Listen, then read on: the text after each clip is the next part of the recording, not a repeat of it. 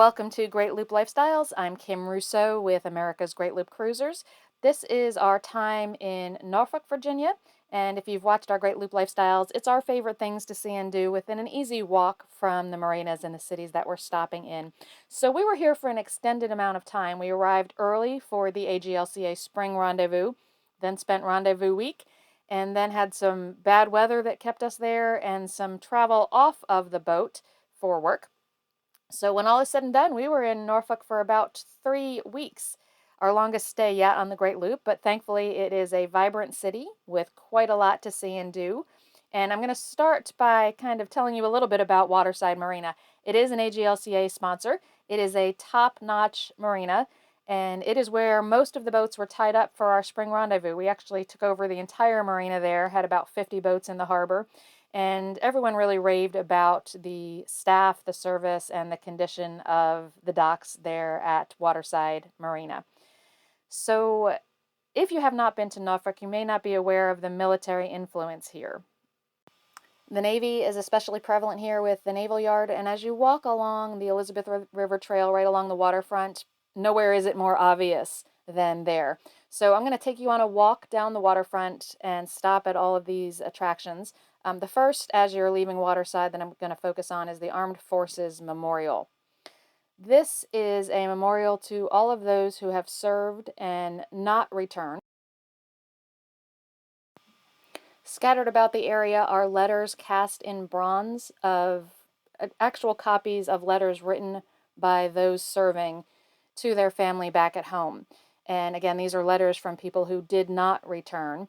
If you're interested in more of the detail, go ahead and pause the video and you can stop and read those. But some very moving words there from those who would actually give their lives at war. And there are letters dating back to the Revolution and all the way up through the Gulf War. Next up, as we continue our walk on the Elizabeth River Trail here on the waterfront, is the Nauticus Museum. This is a naval museum. And of course, parked right outside is the USS Wisconsin. This is one of our naval battleships, and it is, of course, probably one of the highlights for many in Norfolk. It's positioned in such a way that it's very visible from some of the city streets, which gives a really interesting view. So the battleship here is open to tour, and you can also continue to walk around it. Also right near the Wisconsin, actually looking over the Wisconsin, is a statue of the lone sailor. And this is an exact replica of the statue that is at the U.S. Navy Memorial. And the lone sailor's mission is to honor, recognize, and celebrate the men and women of the sea services. And then right next to the lone sailor statue is a Medal of Honor trail with plaques to those who have ties to Norfolk who earned the Medal of Honor.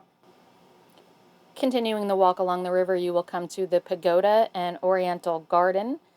This is just a beautiful stopping point, a very serene area that you can stop and view the pagoda, the gardens, and it is right along the waterfront, so there are areas to enjoy the water while also enjoying the views of the pagoda.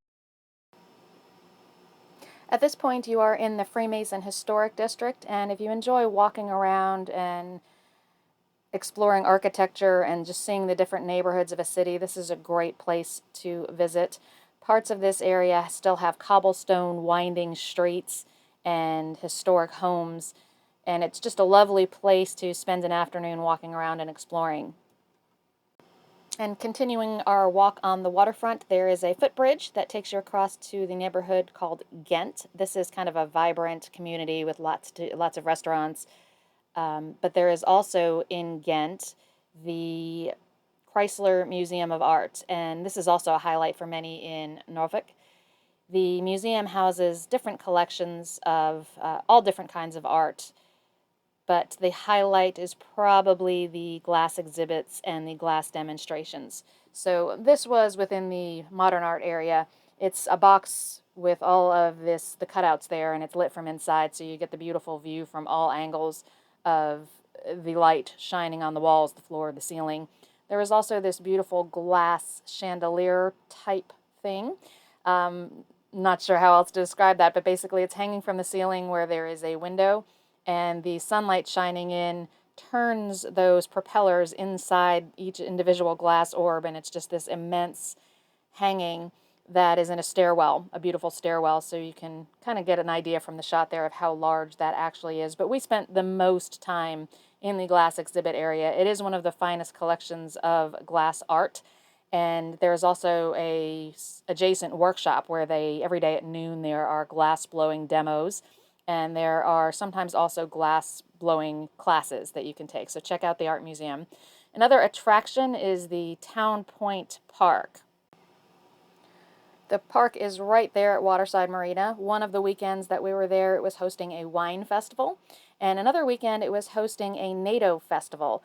NATO actually has a big influence in Norfolk, and the NATO festival included a parade where each country in NATO had a float, and there were bands, high school bands, military bands. Perhaps one of the most touching moments was this photo. This was the Albanian delegation, and in addition to many carrying the Albanian flag, there was this gentleman with the American flag in one hand and the Ukrainian flag in the other. So very timely at this particular moment. But in addition to the parade, there was a festival in the park afterwards where each country had a tent and was giving travel information about visiting their country. This NATO festival is held in Norfolk because the city is home to the only 2 NATO commands in North America. So we were thrilled to be there just by circumstance to join this festival and enjoy the parade. The General Douglas MacArthur Memorial is in Norfolk. The general is laid to rest there in the rotunda of the memorial. While he is not from Norfolk, his mother was, and that is one of the reasons he chose to be laid to rest and to have his memorial here.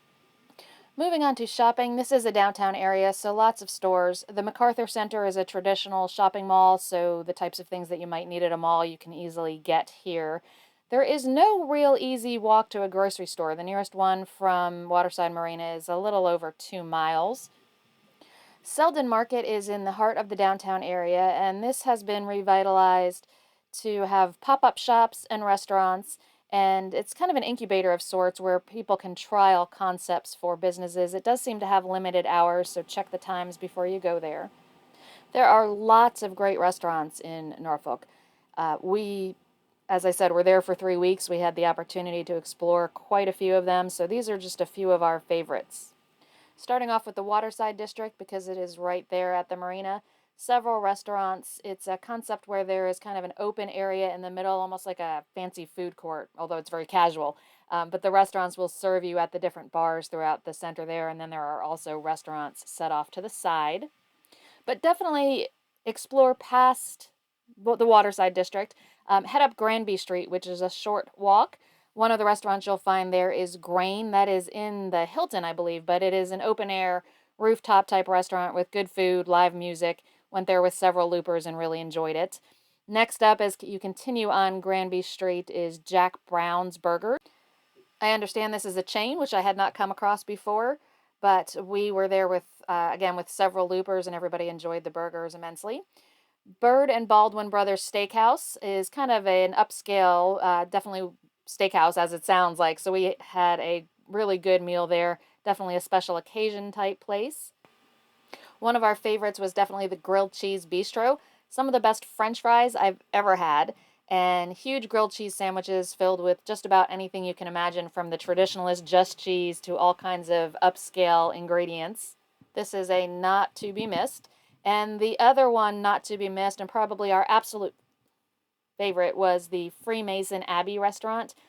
You can see the exterior there, set in an old church, although on the ground floor of dining that's not real evident, but upstairs you can see the beautiful ceiling.